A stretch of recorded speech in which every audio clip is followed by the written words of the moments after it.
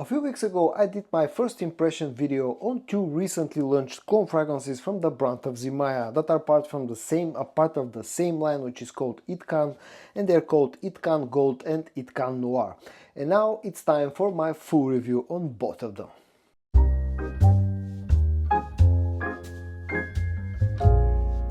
Hello friends, I'm George, the nice medic gentleman. Welcome back to the channel, guys. I hope that all of you are doing well. It's time for your daily dose of some fragrance content, and it's time to review some more recently launched cheap clone fragrances, this time around from the brand of Zimaya. As I said in the beginning of the video, a few weeks ago I did my first impression on both of them, and now it's time for my full review. I've been giving them a few good wears, and I can talk a little bit more in detail about both of them. And the first fragrance that I'm going to talk about will be Zimaya's Itqan Gold. The packaging of Itqan Gold from the brand of Zimaya actually looks really nice. This is the way that the box looks. It comes in this brownish color, and the accents here are darker brown color and golden color. The important things here are concentration is EDP, bottle size is 100 milliliters.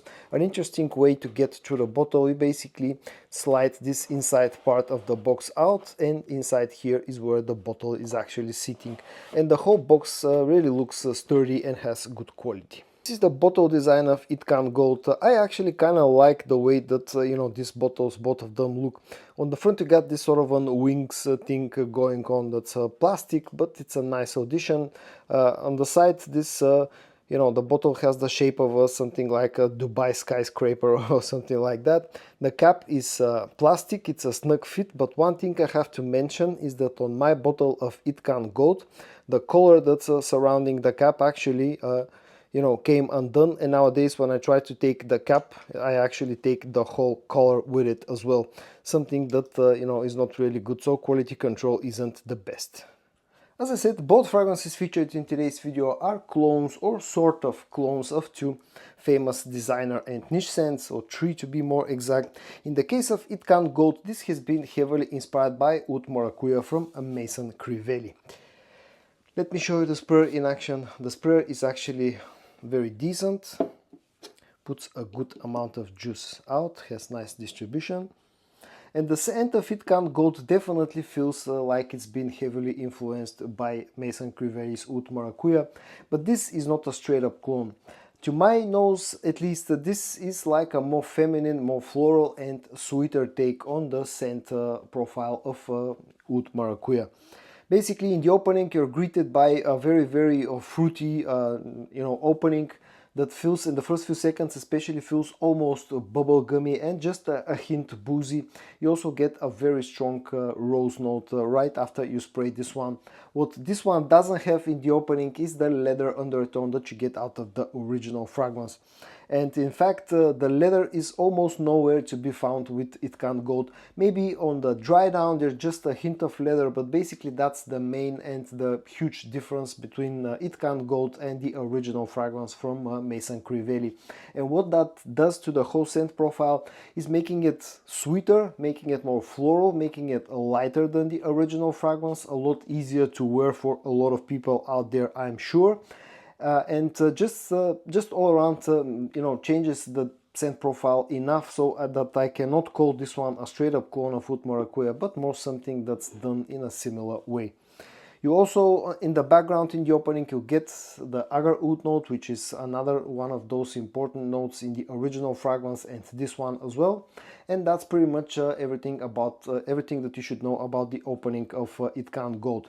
On the dry down, this becomes a little bit sweeter, it becomes a little bit more woody. That agar oud note is a little bit stronger. The rose note is here to stay throughout the life of this fragrance, and also, as I said, maybe you get just a hint of a leather note on the deeper dry down of this fragrance, and maybe a hint of patchouli as well, sort of an earthy patchouli.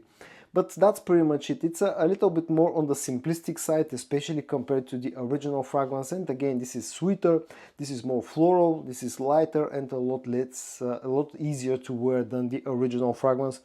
And in my mind, in my opinion, this just smells like a more feminine take on the scent of Oud Maracuja. So that's about the scent profile of Itqan Gold and how similar it feels to Oud Maracuja. When it comes to performance, it's a good performing scent, although not as good as I expected it to be.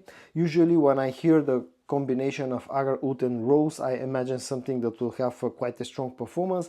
This one is more on the strong side, not super strong or beastly side. I've been getting about 8 hours of performance out of Itqan Gold, maybe even somewhere between 7.5 to 8 hours of performance. And the initial projection is quite nice for the first about hour and a half, and then it starts to sit closer to the skin. Price-wise, I personally got it off Notino's website here in Europe, and I paid about 26 euros, I think, to get it. So that will make it around about $30, maybe slightly over the $30 mark. Now, compared to the original fragrance, this seems like a very good deal, but keep in mind that this is not a straight-up clone of Oud Maracuja. And versatility-wise, definitely it's not more versatile than the original scent, in my opinion. This is a slightly more feminine take, so like a perfectly unisex fragrance that definitely is better suited for the colder months of the year. And now let's move on to the second fragrance in today's video, Itqan Noir, again from the brand of Zimaya. This is an interesting sort of an hybrid clone, and by hybrid I mean that this incorporates the scent profile of two original fragrances from YSL, both of them, and they're part of the same line. I'm talking about YSL MySelf and YSL MySelf Le Parfum. Presentation looks exactly the same with Itqan Noir, although in this case you get a black colored box with some sort of silver accents. Again, the same way to get to the bottle. The details here, again, 100 ml bottle size and EDP concentration. And again, exactly the same bottle design, but with sort of a blacked out glass of the fragrance itself, reflecting the name Noir. The cap is the same plastic cap, which is a snug fit, secure click. In this case, I've not had the same problems as with Itqan Gold, and the color here stays in place. As I said, Itqan Noir draws heavily its inspiration from YSL MySelf and YSL MySelf Le Parfum. It feels like a hybrid mix between the two of them. Again, a very decent sprayer. And the scent itself is a very likable fragrance, actually.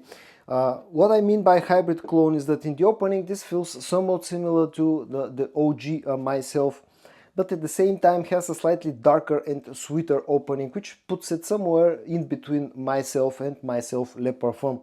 It's not as dark and as sweet as the Le Parfum version, but at the same time doesn't feel as as bright and as citrusy and fresh in the opening as the OG MySelf, and it stands somewhere in between. In the opening you'll get a bergamot note, which adds some freshness. You'll get the orange blossom note, which adds this sort of a floral, like a white floral feel to the whole scent profile. You'll get a bit of ambery sweetness. You'll definitely immediately feel the ambroxan as well, and also I personally pick up a sort of a powdery nuance to this fragrance, which in the opening is not so strong, but on the dry down actually gets quite a bit stronger. On the dry down you lose some of the freshness from the opening, and you're left with the white florals, you're left with the ambroxan, you're left with the ambery sweetness, that powderness. At least in my opinion it comes from something like a tonka bean note.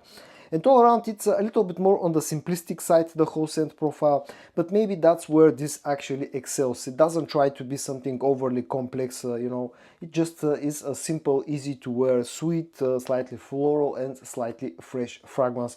And actually this smells very pleasant, and it's a very easy to wear scent. When it comes to how close it is, as I said, it feels like somewhere in between the two original scents. It's a little bit darker than the OG MySelf and not as dark and as sweet as the Le Parfum version. But definitely you can tell that this draws its inspiration from the MySelf line from YSL. Performance-wise, initially when I first got this, it was more on the moderate side. I was getting about 6 hours of performance, excuse me. But about a month later, this has improved a little bit, and nowadays this gives me around about 7 hours. The one area where this is lacking a little bit though is the projection. I personally get about an hour, maybe slightly over an hour of a soft projection. So that's the main problem with this fragrance. Nowadays, after some maceration, it has very decent longevity, but it just does not project that much. It's more on the intimate side. Price-wise, personally, I paid exactly the same amount of money, about 26-27 euros, so roughly $30-32. So price-wise, it's decently priced. The original tends to be a little bit more expensive than this. And versatility wise, this is a masculine fragrance that leans to the unisex side, and definitely this is pretty much an all year round of fragrance. Maybe apart from the hottest day of summer, you can wear this one easily, and it's a very versatile scent. So guys, in today's video I reviewed two of the very recent releases from the brand of Zimaya, part of the Itqan line, that are called Itqan Gold and Itqan Noir. I hope that you found this video interesting to watch or helpful. If you did, give it a like, and I also hope that you're going to join me tomorrow for your daily dose of some fragrance content. And until then, stay safe and bye bye.